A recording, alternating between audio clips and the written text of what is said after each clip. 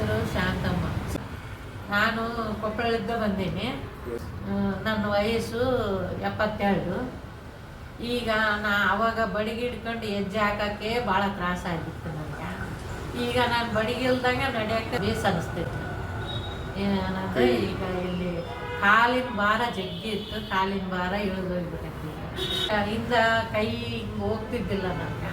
ಈಗ ಬೇಸ್ ಕೈ ಕಟ್ಕೊತೀನಿ, ಹಿಂಗೆ ಕಟ್ಕೋಬೋದು. ಈಗ ನೋವಿಲ್ಲ, ಈಗ ಹಿಂಗೆ ಇಟ್ಕೊಂಡ್ರೆ. ಅವಾಗ ಹಿಂಗೆ ಹೋಗ್ತಿದ್ದಿಲ್ಲ, ಬೆನ್ನಿಗೆ ನೋವು ಹೋಗ್ತಿದ್ದಿಲ್ಲ. ಅದು ಭಾಳ ಚಲೋ ಆಗತ್ತೆ. ಮಡ್ಕಲ್ ನೋವು ಭಾಳ ಕಮ್ಮಿ ಆಗ್ಯಾವ. ಮೆಟ್ಲು ಹತ್ತಿರ ನೋಡಿ ನನಗೆ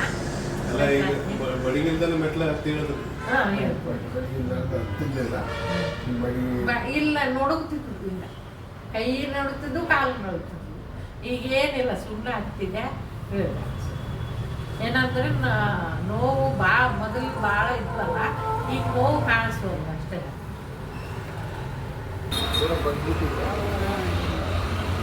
ಪರವಾಗಿಲ್ಲ.